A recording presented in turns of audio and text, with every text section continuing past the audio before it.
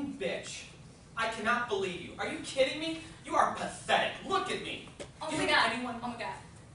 Go sit down. Is anybody going to do anything? Somebody's got to be doing something, right? Somebody's going to take care of it. So I'm not going to do anything. This is an example of the bystander effect, which refers to situations where there's a state of emergency or distress and nobody does anything to stop it. The bystander effect is a psychological plague in our society. The audience analysis that I conducted a few weeks ago, it showed that 100% of you guys, you've all been guilty of being bystanders, which is surprising, but it's also not surprising. Recently, I had the pleasure of conducting an experiment during the event Tunnel of Oppression with Act on Racism to educate members of the university about the bystander effect. So today, I would like to share with you my findings during this experiment, discuss a plan for change, and offer you solutions towards ending this sickness. Initially, I would like to explain to you my experiment during the Tunnel of Oppression. So I'm a part of Act on Racism, right? We're an organization on campus, unofficial. We perform skits and poetry. It's this conversation about institutionalized racism. We are pretty popular and asked to give several performances every semester. And this year we were asked to do the Tunnel of Oppression. It's this annual event, so people are put through an artificial tunnel, and you are taken into these scenarios where you feel discomfort. You feel like you're being oppressed and you cannot escape it. So we were in a room with chairs and there were 3 of us there. I got to introduce what AOR was, and I told them that we didn't have a skit that night, but we had a poem for them. So the poet began their thing, and then a few lines down, this audience member would interrupt with really racist comments. This person, they were a plant. We instigated a confrontation between the person and the plant, and everybody felt uncomfortable within the room.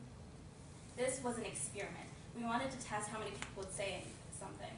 Many people, they said nothing, and it was pretty upsetting, even though they were given plenty of chance to do so. They made excuses for themselves, saying, oh, I thought somebody else was going to say something. These people were guilty of being bystanders.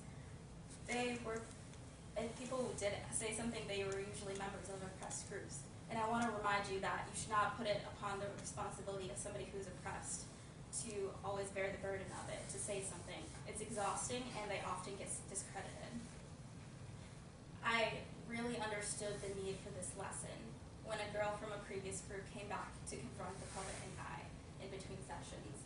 She was crying, and she wanted to hug us and thank us. Do you know what she said to me? She said, thank you so much for doing this. This stuff happens all the time, and nobody ever says anything. So that told me that there was a great outreach for my cause. I needed to inform as many people as possible, because how many incidents are combated with apathy? People die because of bystanders, and an intervention is necessary. So this is your intervention. Now I want to inform you of my plan of action. The percentage of people who are willing to help in situations of emergency decreases with the increase of people within the vicinity. The concept of the bystander effect was popularized by Viv Latane and John Darley in the 1960s, following the murder of a woman in New York due to a lack of intervention. They conducted their own study with findings that say 85% of people will help in a situation when they're the only one there. 65% of people will help in a situation when there's one other person there. And 31% of people, they'll help in a situation where there are 4 people around. Everybody assumes that somebody else will take care of the problem because there's just so many people around. Combating this notion is simple. You have 2 choices. You can either confront it up front, or you can call the police if it's unsafe for you. Because victims, they deserve safety too. It's unfair for you to ignore a situation for your own sole benefit. And it's possible for you to modify future actions. So can we come up to our beginning scenario? All right, we're all back in the park. I'm walking my dog. Fucking bitch, I cannot believe you. Pathetic. Will you look at me, little slut? I cannot. Nobody's doing anything. I cannot believe you. Okay. Sir, are you... This is not your problem. I'm sorry. Okay, sir, I saw that you were harassing this woman.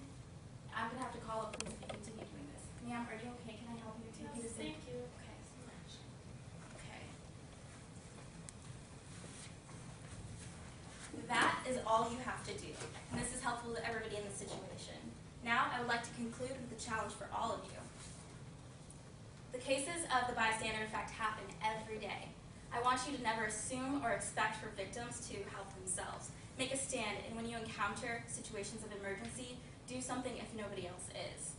If it's unsafe, contact the police. So I want to challenge all of you. Next time and every time you feel like you need to speak up or do something to follow through, you need to speak up or do something, actually follow through.